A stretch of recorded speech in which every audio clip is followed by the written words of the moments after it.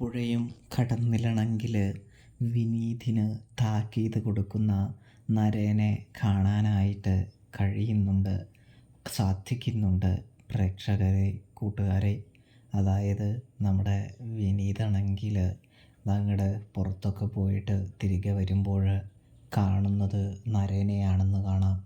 നരേനെ കണ്ടതും hi bro എന്ന് വിളിച്ചുകൊണ്ട് അടുത്തേക്ക് ചെല്ലുകയും തുടർന്നാണെങ്കിൽ ആ ജയപാലിനെ ഞങ്ങളുടെ നാട്ടിൽ എല്ലാവർക്കും വളരെ വലിയ പേടിയും കാര്യങ്ങളാണെന്നും അതുകൊണ്ട് തന്നെ ബ്രോ അയാൾക്കിട്ട് ഇടിക്കുന്ന കണ്ടപ്പോൾ എനിക്ക് സന്തോഷമായെന്നും ഞാൻ പണ്ട് തൊട്ടേ അയാൾക്ക് രണ്ടെണ്ണം പൊട്ടിക്കണമെന്ന് ആലോചിച്ച് ഇരിക്കുകയായിരുന്നെന്നും പറയുന്നൊരു കാഴ്ച കാണാനായിട്ട് സാധിക്കും.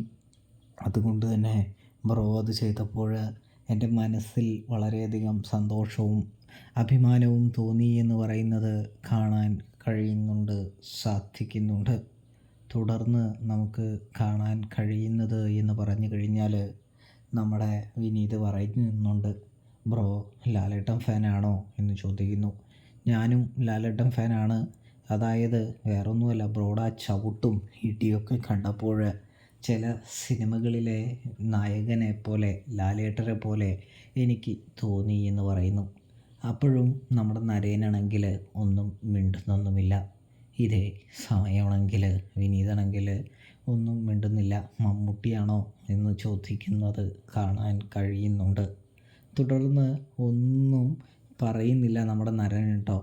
ഇതേ സമയമാണെങ്കിൽ നമ്മുടെ വിനീത് പതിയെ പോക്കാനായിട്ട് ഒരുങ്ങുമ്പോൾ നരനാണെങ്കിൽ വിനീതിനെ തടഞ്ഞുകൊണ്ട് പറയാണ്, അതായത് ഹായ് ബ്രോ എന്നൊന്നും എന്നെ വിളിക്കേണ്ട.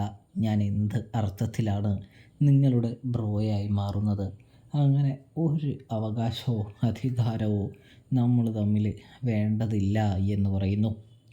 തുടർന്ന് ഇവിടെ സംസാരിക്കണമെങ്കിൽ ഒച്ച കുറച്ച് വേണം സംസാരിക്കാൻ എന്ന് പറയുന്നു. മനസ്സിലായില്ലേ എന്ന് ചോദിക്കുന്നത് കാണാൻ സാധിക്കും.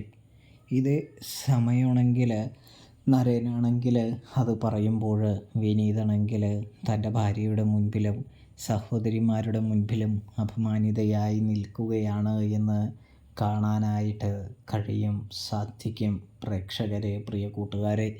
തുടർന്ന് താക്കീത് കൊടുത്തുകൊണ്ട് നരേൻ അകത്തേക്ക് കയറിപ്പോകുമ്പോൾ വിനീതിന് ഒരു ചെറിയ വിഷമമാകുന്നുണ്ട് എന്ന് കാണാനായിട്ട് സാധിക്കും. അപ്പോൾ റിവ്യൂ ഇഷ്ടപ്പെട്ടാൽ സബ്സ്ക്രൈബ് ചെയ്യാനായിട്ട് മറക്കല്ലേ.